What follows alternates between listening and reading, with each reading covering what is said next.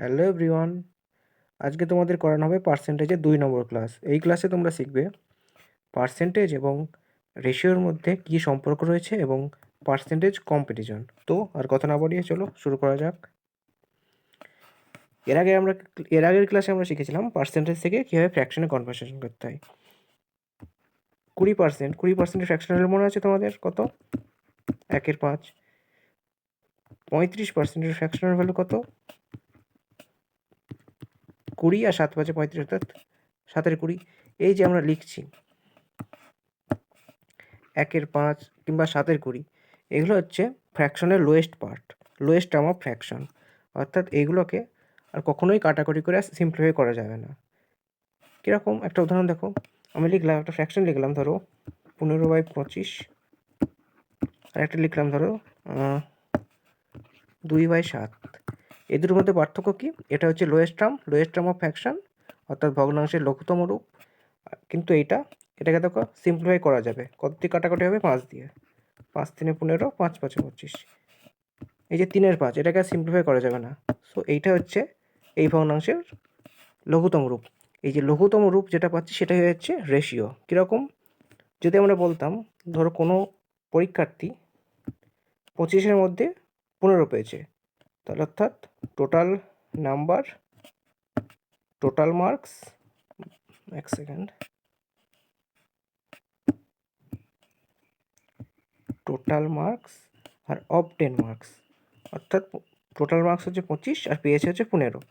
অর্থাৎ সেক্ষেত্রে আমরা বলতে পারি যে এই obtain marks is to total marks, এর রেশিওটা হবে 3:5। সেই যে যেটাই ভগ্নাংশের লঘিষ্ঠতম রূপ সেটাই হয়ে যাচ্ছে একটা রেশিওতে আমরা কনভার্ট করে লিখতে পারি সেই জিনিসটাকে।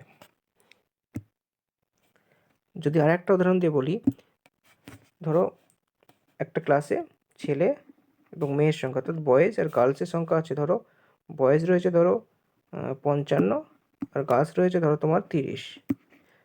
তাহলে এদের রেশিও কত হবে? সবার ফার্স্টে আমাদের এদের লোয়েস্ট টার্মস বার করতে হবে, লোয়েস্ট টার্মস অফ ফ্র্যাকশন অর্থাৎ ভগ্নাংশের লঘুতম রূপ বার করতে হবে। কীরকম? বয়েজ বাই গার্লস যদি লিখি, বয়েজ বাই গার্লস 55/30, এটাকে যদি সিম্পলিফাই করা যায় 5 11 55, 5 6 30, তাহলে এখান থেকে আমরা বলতে পারবো যে বয়েজ ইজ টু গার্লস সমান হবে 11:6। সো এটাই হয়ে যাচ্ছে রেশিও। যেটাই ভগ্নাংশের লোয়েস্ট টার্ম সেটা হয়ে যাচ্ছে রেশিও। এবার যদি আমাদের কোনো কিছুর পার্সেন্টেজ জানা থাকে তাহলে কি সেটাকে আমরা রেশিওতে কনভার্ট করতে পারবো? অবশ্যই করতে পারবো, কারণ পার্সেন্টেজ মানে হচ্ছে ফ্র্যাকশন। একটা উদাহরণ দেখো, ধরো বললাম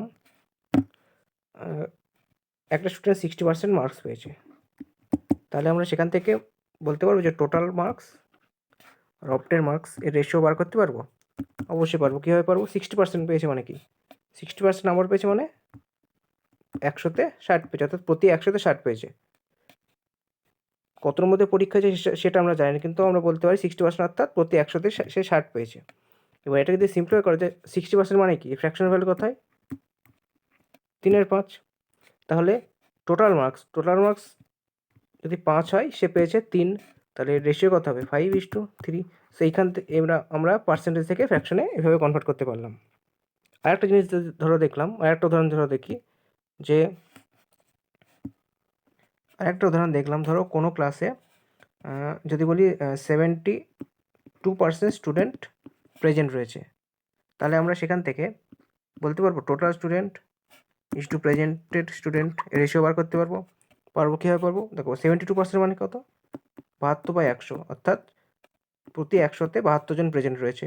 তাহলে এটা টোটাল স্টুডেন্ট, এটা হয়ে যাচ্ছে প্রেজেন্টেড স্টুডেন্ট। এটাকে যদি একটু সিম্পলিফাই করা যায়, কত দিয়ে কাটবে? 4 দিয়ে।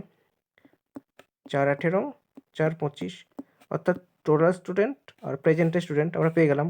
তাহলে প্রেজেন্টেড স্টুডেন্ট 18 যদি হয়, টোটাল স্টুডেন্ট হবে 25। সো এটা হয়ে গেল পার্সেন্টেজ থেকে রেশিওতে কনভার্সন।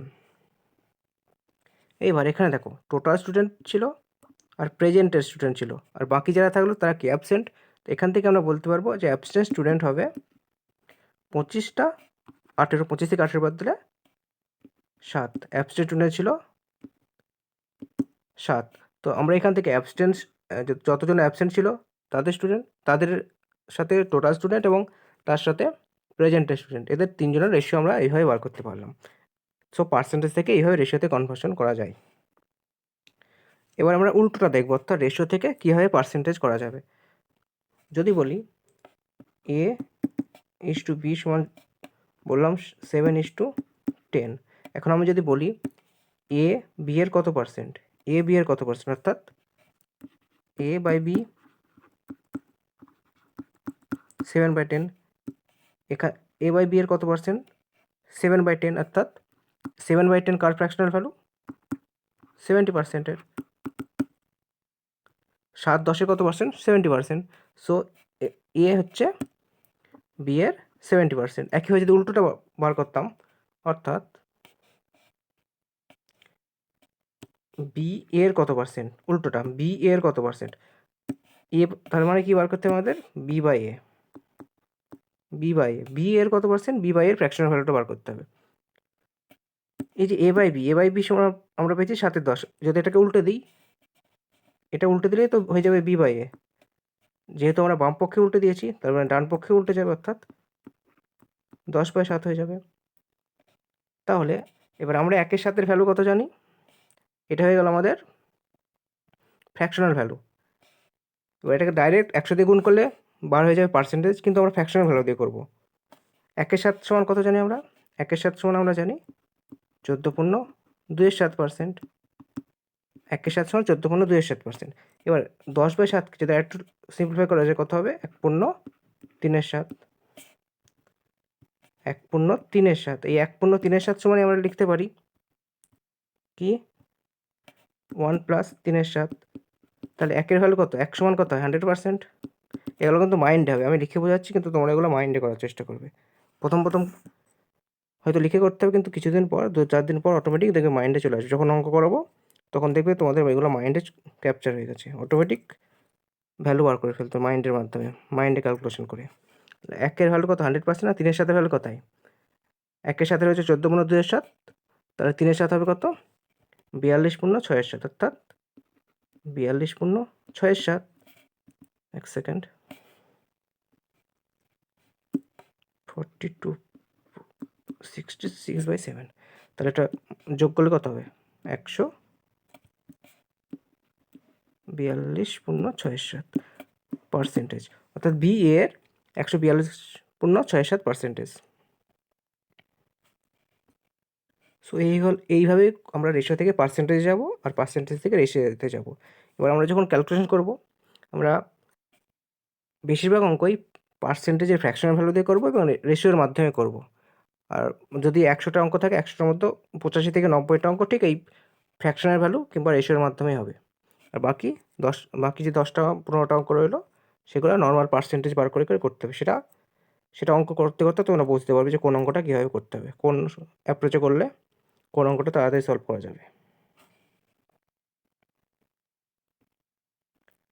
এবার এই যে রেশিও থেকে পার্সেন্টেজ যাওয়া, এর আরেকটা উদাহরণ দিচ্ছি, তাহলে আরও বাকিটা যদি তোমাদের ক্লিয়ার নাও থাকে আর একটু ক্লিয়ার হয়ে যাবে। আরেকটা উদাহরণের মাধ্যমে বোঝাচ্ছি। ধরো বললাম এ আর বি এর ইনকাম। ধরো এর ইনকাম হচ্ছে, এদের ইনকামের রেশিওটা বললাম, এর ইনকাম যদি বলি ধরো 5 ধরলাম, 5:8। এ আর বি এর ইনকামের রেশিও হয়ে যাচ্ছে 5:8। তাহলে যদি বলি এর ইনকাম বি এর ইনকামের কত পার্সেন্ট, এর ইনকাম বি এর ইনকামের কত পার্সেন্ট, অর্থাৎ ডাইরেক্ট ফ্র্যাকশনাল ভ্যালু বার করবো। এ বাই বি সমান কত 5/8। তাহলে 5/8 কার ফ্র্যাকশনাল ভ্যালু, এগুলো কিন্তু মুখস্থ থাকা যায়, অর্থাৎ মুখস্থ বলতে মাইন্ডে চলে আসা যায়। এই যে 5/8 যেই লিখবো সঙ্গে সঙ্গে যেন মাইন্ডে চলে আসে 62.5%, 62.5%। যেই লিখবো তোমাদের 1/6 সঙ্গে সঙ্গে যেন মাইন্ডে চলে আসে 16.2-3%। 1/12 সঙ্গে সঙ্গে যেন মাইন্ডে চলে আসে 8.1-3%। সো এগুলো কীভাবে আসবে মাইন্ডে, প্র্যাকটিস থেকে আসবে। তোমাদের এর আগের ক্লাসে যেভাবে বুঝেছিলাম সেইভাবে তোমরা বাড়িতে প্র্যাকটিস করবে, অটোমেটিক এগুলো মাইন্ডে চলে আসবে 1 সপ্তাহের মধ্যেই। সো এখান থেকে আমরা জানলাম এ বাই বি হচ্ছে 5/8, অর্থাৎ এ বি এর হচ্ছে 62.5%। একইভাবে যদি উল্টোটা দেখি, অর্থাৎ উল্টো বলতে এখানে বি এর কত পার্সেন্ট, তাহলে বি বাই এ সমান কত হবে, বি বাই এ সমান কত হবে, এ বাই বি যদি 5/8 হয় তাহলে বি বাই এ হয়ে যাবে উল্টোটা, অর্থাৎ 8/5। তাহলে দেখো 8/5, এটাকে মাইন্ডে করার চেষ্টা করবো। 8/5কে সিম্পলিফাই করলে কত হবে, 1/3/5, 1/3/5, 1 সমান কত হয় 100%, আর 3/5 সমান কত হয় 60%। মাইন্ডে করো, 1 সমান 100% আর 3/5 মানে 60%, তাহলে 100 আর 60 অর্থাৎ 160%। এগুলো এইভাবে মাইন্ডে করার চেষ্টা করতে হবে, তাহলে ক্যালকুলেশন ফাস্ট হবে, আর ক্যালকুলেশন ফাস্ট হওয়া মানেই অনেকটা সময় বাঁচবে। সো এইভাবে আমরা শিখলাম রেশিও থেকে কীভাবে পার্সেন্টেজে যেতে হয় এবং পার্সেন্টেজ থেকে কীভাবে রেশিওতে আসতে হয়। এবার আমরা শিখবো পার্সেন্টেজ কীভাবে কম্পারিজন করতে হয়।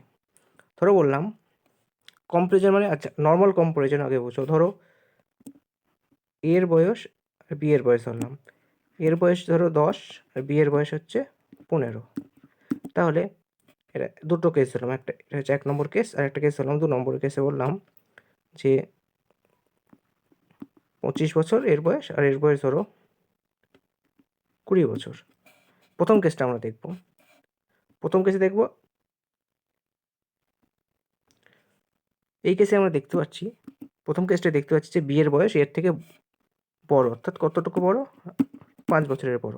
আর 2 নম্বর কেসে বি এর বয়স এর থেকে ছোট, কত, 5 বছরের ছোট। তাহলে যদি আমরা নর্মাল কম্পারিজন করি তাহলে আমরা এখান থেকে বলবো যে, এখান থেকে আমরা বলতে পারি যে বি এর বয়স এর থেকে 5 বছরের বড়, আর 2 নম্বর কেসে আমরা বলবো বি এর বয়স এর থেকে 5 বছরের ছোট, এইভাবে বলতে পারি। কিন্তু পার্সেন্টেজের ক্ষেত্রে সেটা আমাদের লিখতে হবে পার্সেন্টেজের মাধ্যমে। কীভাবে পার্সেন্টেজের মাধ্যমে লিখতে পারি, যদি এখানে দেখো বি এর বয়স হচ্ছে এর থেকে 5 বছরের বড়, বি এর বয়স কার থেকে বড়, এর বয়স থেকে, এর বয়স কত 10, অর্থাৎ যদি বলি যে বি এর বয়স এর থেকে কত পার্সেন্ট বেশি, তাহলে হবে এর বয়স হচ্ছে 10 আর বি এর বয়স, বি কত বেশি 5 বেশি, 5 বছর বেশি, অর্থাৎ এর বয়স 10 বছর, বি এর বয়স হচ্ছে 5 বছর বেশি। তার মানে এদের পার্সেন্টেজ হবে কত, ইন্টু 100 করে দিলে যেটা পারবো সেটা হয়ে যাবে পার্সেন্টেজ, অর্থাৎ 50%। এবার 2 নম্বর কেসে বি এর বয়স হচ্ছে এর থেকে কম, তাহলে আমি যদি বলি বি এর বয়স এর থেকে কত পার্সেন্ট কম, কী হবে, কত পার্সেন্ট কম, সবার পাশে দেখবো কতটুকু কম ওর থেকে, এর থেকে কতটুকু কম, কম না 5 বছর কম। কার তুলনা হচ্ছে, কার সাথে তুলনা করছি আমরা, এর সাথে তুলনা করছি, তাহলে নিচে হবে 25। এটাকে সিম্পলিফাই করলে কত হবে, এটাকে যদি সিম্পলিফাই করি অর্থাৎ 1/5, 1/5 কার ফ্র্যাকশনাল ভ্যালু 20, তো 20%। অর্থাৎ প্রথম কেসে আমরা দেখলাম বি এর বয়স এর থেকে 50% বেশি, আর দ্বিতীয় কেসে বি এর বয়স এর থেকে 20% কম। এবার এই যে আমরা এগুলো করলাম, এগুলো আমরা রেশিওর মাধ্যমে করব, তাহলে ফার্স্ট হবে ক্যালকুলেশন। কীভাবে করব, রেশিওর মাধ্যমে। ধরো বললাম এর ইনকাম না, ধরো এর কাছে বললাম 450 টাকা আছে আর বি এর কাছে রয়েছে 600 টাকা। তাহলে এবার আমরা এদের মধ্যে কম্পারিজন করব। সবার ফার্স্টে আমরা রেশিওটা বার করে নেবো। রেশিও বার করলে কত হবে, সিম্পলিফাই করলে কত হবে, এইচ টু বি সমান কত হবে, এইচ টু বি সমান হবে, কত দিয়ে কাটবে এটা, 0 0 কেটে যাবে, আর 15 দিয়ে কাটবে, 15 3 15 4, অর্থাৎ এইচ টু বি সমান আমরা পেলাম 3:4। এখন যদি বলি এটা আমরা কিসের রেশিও পেলাম, এর ইনকাম এইচ টু বি এর ইনকাম সমান 3:4। তাহলে যদি বলি বি এর, তাহলে এখান থেকে আমরা দেখতে পাচ্ছি যার রেশিও বেশি, অর্থাৎ এটা যদি আমরা ইউনিটে প্রকাশ করি, অর্থাৎ এর ইনকাম হচ্ছে 3 ইউনিট, বি এর ইনকাম হচ্ছে 4 ইউনিট, অর্থাৎ বি এর ইনকাম বেশি, কত ইউনিট বেশি, 1 ইউনিট বেশি। যদি এখন বলি যে বি এর ইনকাম এর থেকে কত পার্সেন্ট বেশি, এর থেকে কত পার্সেন্ট বেশি, বি এর ইনকাম কত ইউনিট বেশি, 1 ইউনিট বেশি, কার অপেক্ষায় বেশি, 3 ইউনিট অপেক্ষায় বেশি, তাহলে 1/3 কার পার্সেন্টেজ ভ্যালু 33.13%। একইভাবে যদি উল্টোটা বার করি, আমরা বার করলাম যে বি এর ইনকাম এর থেকে কত পার্সেন্ট বেশি, আমরা যদি উল্টোটা বার করি, অর্থাৎ একটু আগে আমরা দেখলাম যে পার্সেন্টেজ রেশিওতে কী হয়, পার্সেন্টেজ আসতে হয়। যদি উল্টোটা দেখি যে এর ইনকাম বি এর থেকে কত পার্সেন্ট কম, এর ইনকাম বি এর থেকে কত পার্সেন্ট কম, কত কম, এর হচ্ছে 4 ইউনিট, এর হচ্ছে 3 ইউনিট, অর্থাৎ 1 ইউনিট কম। 1 ইউনিট কার অপেক্ষা কম, বি এর অপেক্ষা, অর্থাৎ 1 ইউনিট কম কার অপেক্ষা, বি এর ইউনিট, বি এর ইউনিট কত 4, অর্থাৎ 1/4 কম, 1/4 পার্সেন্টেজ ভ্যালু হচ্ছে 25%। সো এটাই হচ্ছে আমাদের পার্সেন্টেজ কম্পারিজন। রেশিওর মাধ্যমে আমরা পার্সেন্টেজ কম্প্যারিজন করব, তাহলে সুবিধা হবে ক্যালকুলেশনে। এর আগে আমরা দেখলাম ট্র্যাডিশনাল মেথড, এভাবে আমরা করবো না, আমরা করবো রেশিওর মাধ্যমে, তাহলে সুবিধা হবে। আর একটা উদাহরণ দিচ্ছি, পুরোটা ক্লিয়ার হয়ে যাবে।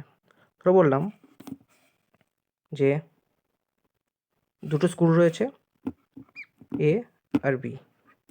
একটা স্কুলে ধরো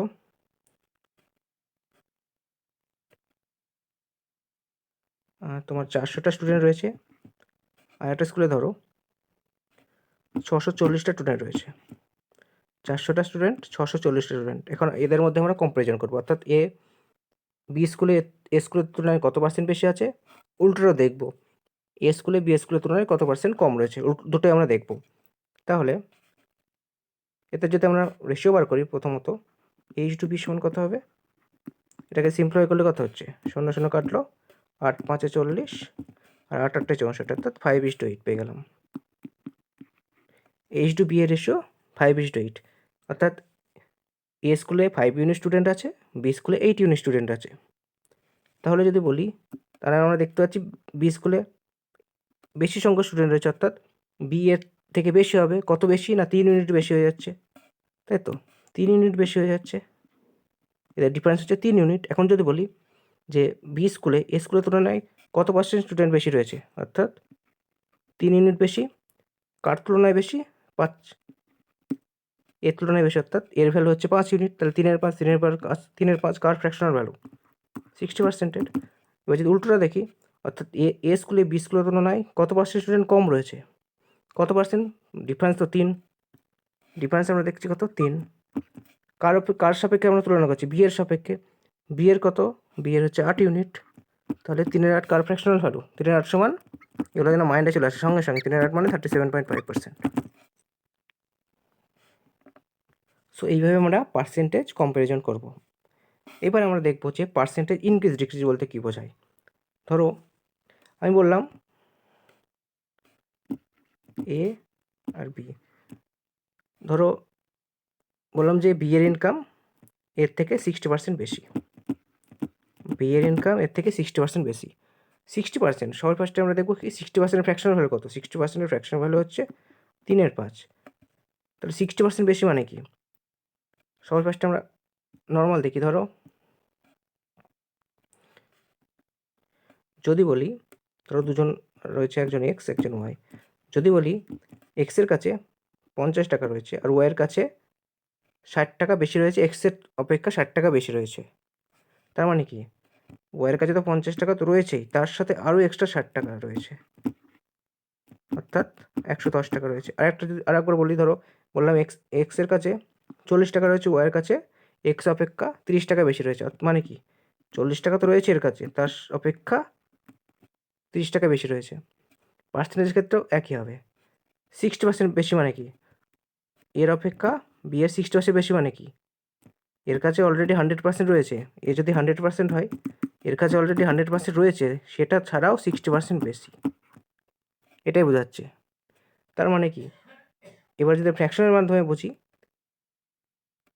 যদি আমরা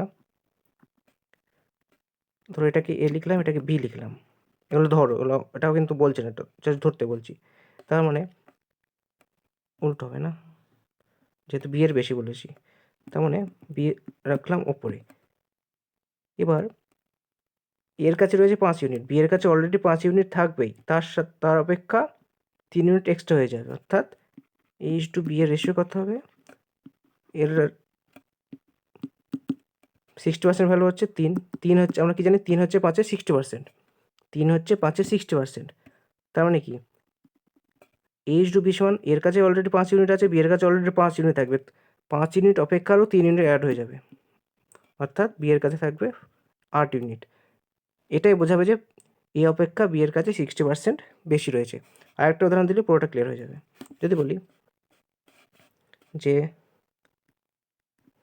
এর বয়স বি এর বয়সের থেকে 62.5% বেশি, 62.5% বেশি, এর বয়স বেশি বি এর থেকে, 62.5% ফ্র্যাকশন হলো কথায় 5-এর 8, অর্থাৎ মানে কি 5-এর 8 মানে কি, বি এর কাছে অলরেডি 8 ইউনিট আছে, এর কাছেও 8 ইউনিট থাকবে, সে 8 ইউনিট অপেক্ষা এই 5 হচ্ছে, এটার মানে কি, যে ফ্র্যাকশনাল ভ্যালু, এটার মানে কি হয়, 5 হচ্ছে 8-এর 62.5%, 5 হচ্ছে 8-এর 62.5%।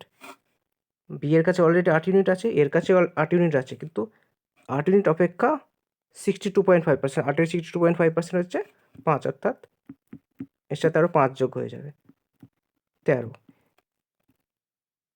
এইবার নর্মালি বোঝার চেষ্টা করো। যদি আমি বলি যে, হয়তো বললাম যে 40% বেশি, 40% বেশি মানে 40% মানে কত, 2-এর 5, অর্থাৎ 5 ইউনিটে 2 ইউনিট বেশি, অর্থাৎ রেশিও হয়ে যাবে 5:7। যদি বলি 42.67% বেশি, অর্থাৎ 42.6/7, এর ফ্র্যাকশনাল ভ্যালু কত হয়, 3/7, অর্থাৎ 7-এ 3 বেশি, 7-এ 3 বেশি, অর্থাৎ 7:10 হয় ফ্র্যাকশনাল ভ্যালু।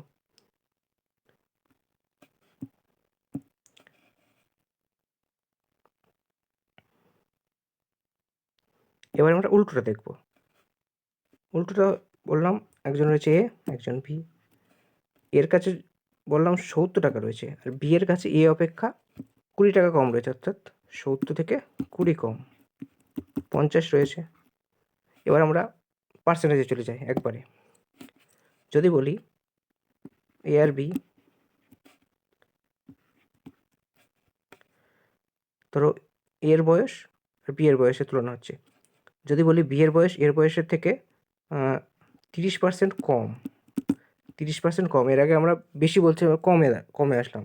30%-এর ফ্র্যাকশনাল ভ্যালু কত, 3/10, অর্থাৎ মানে কি, যদি এর যদি 10 হয়, বি এর 30% কম মানে কি, 3 হচ্ছে 10-এর 30%, 3 হচ্ছে 10-এর 30%, তার মানে 10 থেকে 3 বাদ যাবে, 30% যেহেতু কম, 10 থেকে 3 হয়ে যাবে, 3 বাদ যাবে, অর্থাৎ 7 হবে। আরেকটা উদাহরণ দিই, পুরো ক্লিয়ার হয়ে যাবে। একইভাবে যদি বলি এ আর বি ইনকামের তুলনা করলাম, যদি বলি এর ইনকাম বি এর ইনকামের থেকে 25% কম, 25% কম বললাম এবার, হ্যাঁ, তার মানে কি 25%-এর ফ্র্যাকশনাল ভ্যালু কত, 1/4, 25%-এর ফ্র্যাকশনাল ভ্যালু 1/4, যেহেতু এর কম, বি অপেক্ষা এর কম, বি এর যদি 4 হয়, 1 হচ্ছে 4-এর 25%, অর্থাৎ 25% কম মানে কি, 4 থেকে 1 কম, 3 হয়ে যাবে। এবার ফার্স্ট করার চেষ্টা করি, ফার্স্ট ক্যালকুলেশন। যদি বলি যে 25% বেশি, না 25% একবার হলো, বললাম 37.5% বেশি, 37.5% বেশি প্লাস 37.5% বেশি মানে কি, 37.5% মানে 3/8, 3/8 মানে কি 8-এ 3 বেশি, অর্থাৎ 8 থেকে 11 হয়ে যাবে।